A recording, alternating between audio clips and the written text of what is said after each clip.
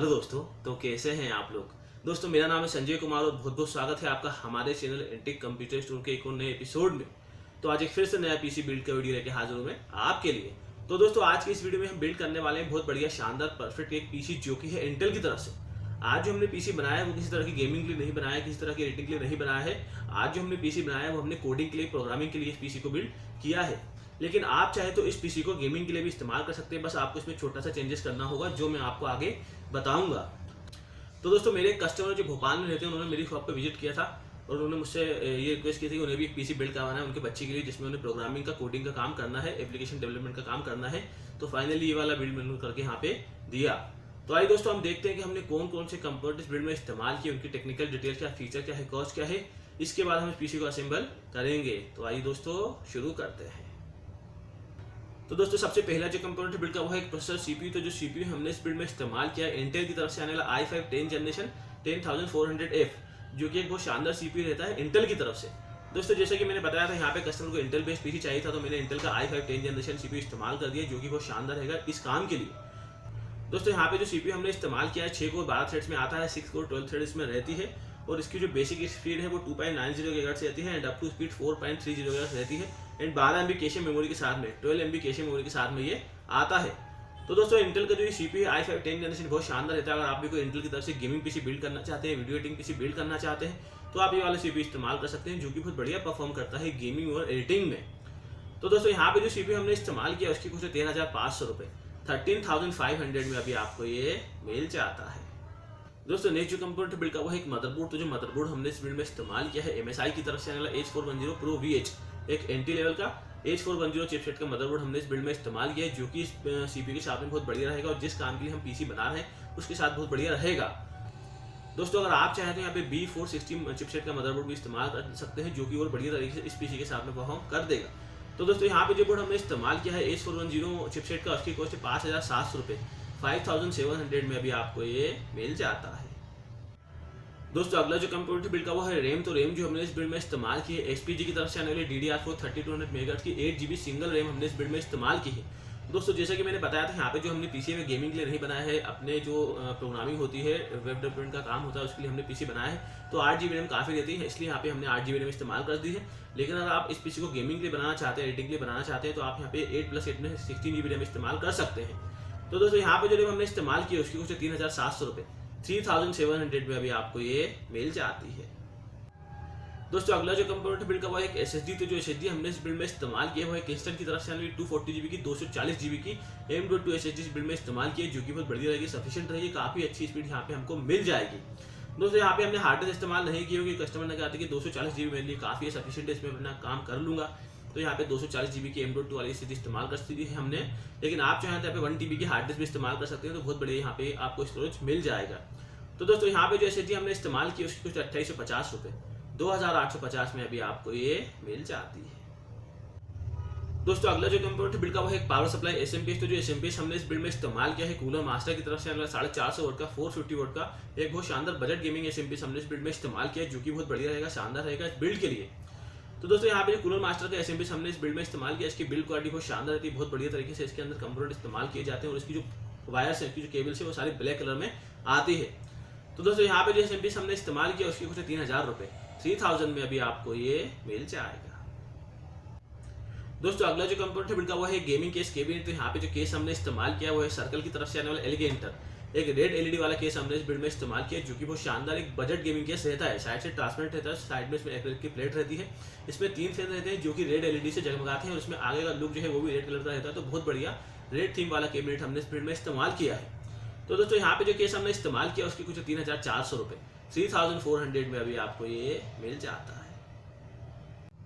दोस्तों अगला जो कंपोनेंट बिल्ड का वो है ग्राफिक्स कार्ड GPU। तो जो ग्राफिक्स कार्ड हमने इस बिल्ड में इस्तेमाल किया है MSI की तरफ से आने वाला GT710, MSI का GT 710 2GB DDR3 वाला ग्राफिक्स कार्ड हमने इस बिल्ड में इस्तेमाल किया है।